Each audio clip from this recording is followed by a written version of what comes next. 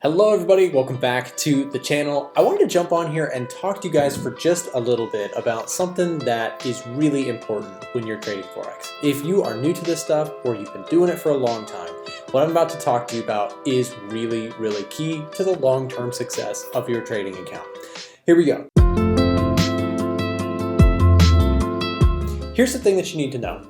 When markets like we had at the time of making this, they are super high volatility. There's a Ukraine invasion going on, there's the Fed raising rates and the market's scared about it. You have all these high volatility events going on, and there's a lot of people who are out there who are blowing accounts, and maybe even worse, they're experiencing a large amount of FOMO. Take a look with me real quick at this chart that I'm looking at. I am looking right now at the EURUSD. Of course, with the whole Russia-Ukraine situation, we saw a massive dip overall in the market. Right? We saw the euro basically tanking against the dollar as, people were losing faith in buying the euro. They were wanting to put their money in something safer.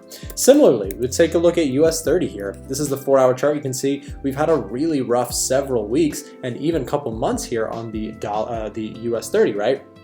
And this causes some crazy panic and fear in the markets, but it also causes some FOMO. Take a look now, we'll take a look at one more market. We're looking at gold here, and gold, you can bet your bottom dollar that there has been some serious FOMO on gold. We've seen the gold chart rising and rising and rising, and there's people who inevitably want to be a part of this. In fact, on one of my recent streams, I asked people to, kind of self-proclaim whether or not they feel like they've experienced some FOMO in recent times, and there was like 100 comments of people who were like, yeah, I'm experiencing that.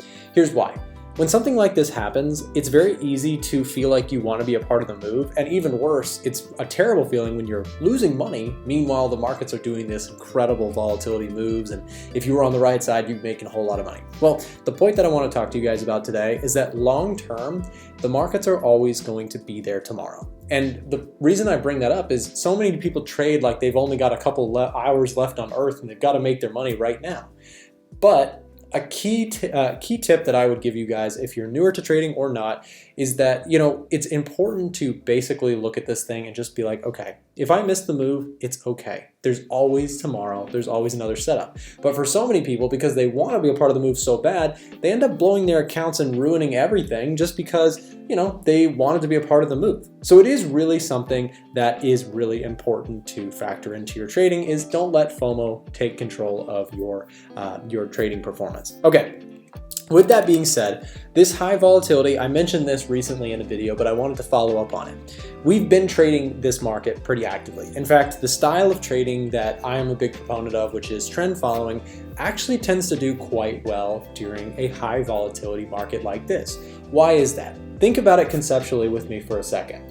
When new iPhones started coming out and everybody wanted one, that is what we would call a trend in the world. When tulips in the olden days, when they were like super valuable, right? The tulip craze that happened in, I believe it was like the 1600s, there was a massive rush towards these things and we saw a massive trend start to go up. Bitcoin recently, massive trend, runs up, and then, more recently, volatility to the downside.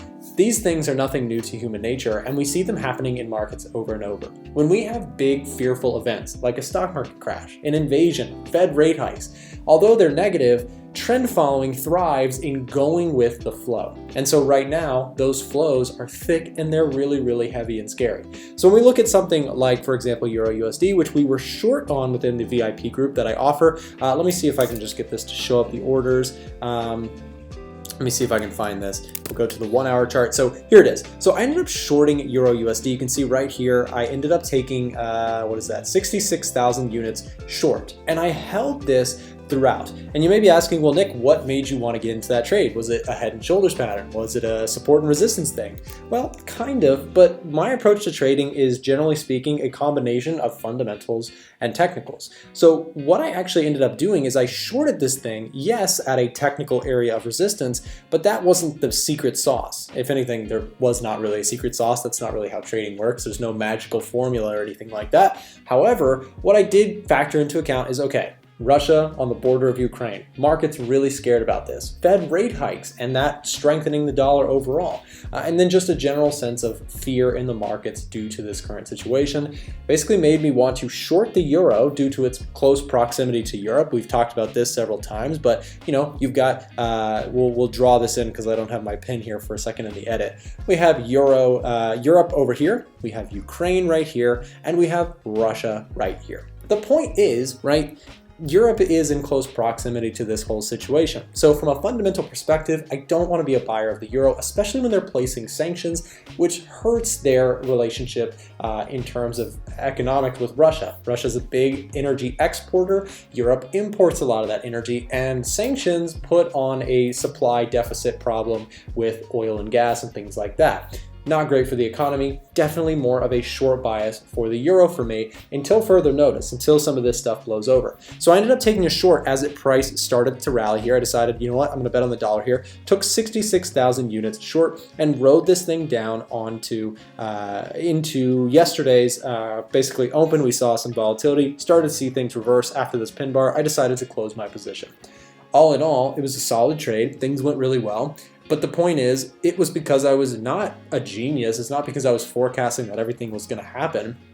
In fact, like most people, I'm on the sidelines. I'm waiting for things to play out. I don't know what's going to happen next in the news. But rather, I know that there is some pent-up energy, some fear, and I'm going to go with that trend until it's no longer there. So that's why I shorted the euro, I bought the dollar, and I rode this trend down. We also recently took longs on gold, which we took inside of our VIP group, which, again, putting it all into perspective, we're just going with the flow. Why would gold be an appreciating asset? Well, people buy gold when things are scary, and there is no shortage of fear in the markets right now, so we've been going with the flow, going with the trend. If everybody wants a new iPhone, we are buying Apple stock. That's the kind of ideas that we flow so heavily on here at A1 Trading, within the Discord community, within my own personal trading. That is basically my personal philosophy in markets, is that trends are something that are human nature, and then we can exploit them in our trading. So that's kind of how I am approaching the markets. And with all of this volatility, like I said, it's good for positive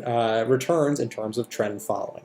Yeah, but anyways, continuing on, the main idea that I wanted to point out is that when you get super high volatility events, there's ways to actually be on the right side of those trends. And if you're fighting them, if you're trying to short gold when it's flying high, when you are shorting oil, or you're trying to buy the stock market when it's a falling knife, it's a really dangerous place to try and park your money and to make money. But if you're riding trends and things are going well for you, you're risking small, you're sticking to your plan, and you're being disciplined with it, things can be just fine.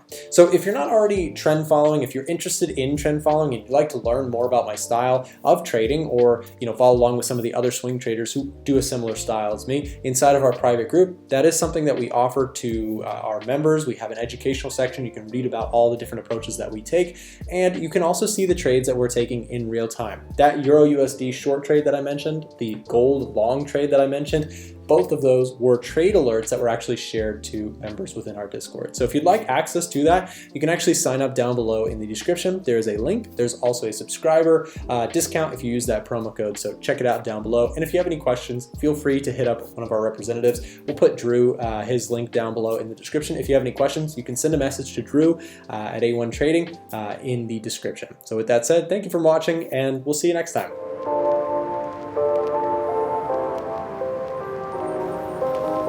What's up, guys? Thanks for watching today's video. There are more videos available on our channel here and here, so go ahead and click into that for some more free trading content. With that said, thanks for watching. We'll see you back next time.